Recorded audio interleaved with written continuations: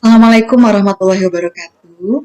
Bagaimana kabarnya anak-anakku sekalian? Insya Allah semua dalam keadaan sehat walafiat dan tetap semangat. Amin, amin ya robbal alamin.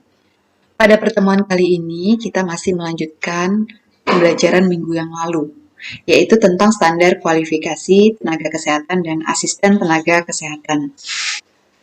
Di mana kita sudah membahas tentang pengertian dari tenaga kesehatan dan asisten tenaga kesehatan, juga pengelompokannya berdasarkan Undang-Undang Kesehatan Nomor 36 Tahun 2014. Baiklah anak-anakku sekalian, sebelum kita ke materi berikutnya, sedikit kita mengulas materi yang lalu. Nah, disebutkan dalam Undang-Undang Kesehatan Nomor 36 Tahun 2014 bahwa tenaga kesehatan adalah setiap orang yang mengabdikan diri di bidang kesehatan yang memiliki pengetahuan dan kemampuan ya dalam bidang kesehatan ya untuk melakukan upaya kesehatan. Sedangkan asisten tenaga kesehatan adalah setiap orang yang mengabdikan diri dalam bidang kesehatan yang memiliki pengetahuan dan kemampuan ya melalui pendidikan dalam bidang kesehatan di bawah jenjang diploma. Baiklah, kita masuk ke materi hari ini, yaitu pengelompokan tenaga kesehatan dan asisten tenaga kesehatan. Pengelompokan di sini dibagi menjadi dua, ya, berdasarkan undang-undang dan berdasarkan standar kualifikasi kerja. Berdasarkan Undang-Undang Kesehatan Nomor 36 Tahun 2014 disebutkan bahwa tenaga kesehatan ini dikelompokkan menjadi tenaga medis, ya, kemudian tenaga psikologi klinis, tenaga keperawatan, tenaga kebidanan, tenaga kefarmasian, tenaga kesehatan masyarakat, tenaga kesehatan lingkungan, tenaga gizi, dan tenaga kesehatan lainnya. Kemudian, pengelompokan berdasarkan standar kualifikasi kerja, yaitu berdasarkan peraturan pemerintah nomor 8 tahun 2012 tentang KKNI, Kerangka Kualifikasi Nasional Indonesia, dibagi menjadi 9 jenjang. Sesuai dengan pencapaian pembelajaran yang dihasilkan melalui pendidikan. 9 jenjang itu antara lain, yang pertama lulusan pendidikan dasar setara dengan jenjang 1. Kemudian lulusan pendidikan menengah paling rendah setara dengan jenjang 2. Kemudian lulusan diploma 1 paling rendah setara dengan jenjang 3. Nah, jenjang 1, 2, dan 3 ini termasuk dalam jabatan operasional ya. 1 sampai 3 termasuk dalam jabatan operasional. Kemudian, lulusan diploma 2 paling rendah setara dengan jenjang 4.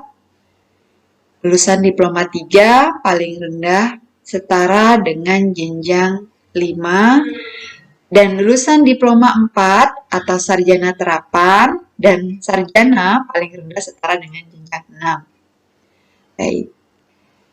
Nah, untuk diploma 2 sampai diploma 4, yaitu jenjang 4 sampai jenjang 6 ini merupakan jabatan teknisi atau analis. Nah, selanjutnya, lulusan magister terapan dan magister paling rendah setara dengan jenjang 8, lulusan doktor terapan dan doktor setara dengan jenjang 9. Kemudian lulusan pendidikan profesi setara dengan jenjang 7 atau jenjang 8. Kemudian lulusan pendidikan spesialis setara dengan jenjang 8 atau 9.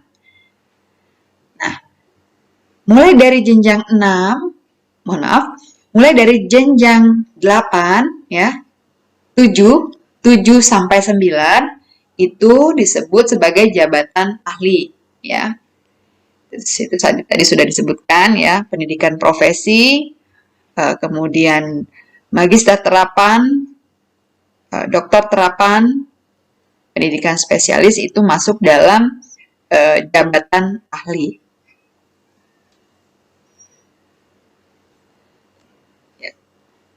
Seperti itu ya kira-kira ya. Jadi jabatan dibagi 3 berdasarkan jenjangnya, yaitu mulai dari jenjang 1 sampai jenjang 3, yaitu pendidikan dasar, menengah, dan diploma 1 itu masuk dalam jabatan operasional. Kemudian diploma 2, 3, 4, dan sarjana itu masuk dalam jabatan teknisi atau analis, dan 7 sampai 9 mulai dari magister sampai pendidikan spesialis itu jabatan ahli. Ini ya, dapat disimpulkan bahwa 9 jenjang tadi, 9 jenjang kualifikasi KKNI yang sudah kita sebutkan di muka adalah jenjang 1 sampai jenjang 3 merupakan jabatan operator, jenjang 4 sampai jenjang 6 adalah jabatan teknisi atau analis, jenjang 7 sampai 9 adalah jabatan ahli. Nah, itu saja ya yang bisa saya jelaskan pada pertemuan kali ini tentang pengelompokan tenaga kesehatan dan asisten tenaga kesehatan berdasarkan Undang-Undang Kesehatan dan berdasarkan standar kualifikasi kerja, ya, Peraturan Pemerintah Nomor 8 Tahun 2012 tentang KKNI. Nah, lebih dan kurangnya saya mohon maaf. Insya Allah kita bertemu kembali pada sesi berikutnya melanjutkan materi ini. Wabillahi taufik wa hidayah. Wassalamualaikum warahmatullahi wabarakatuh.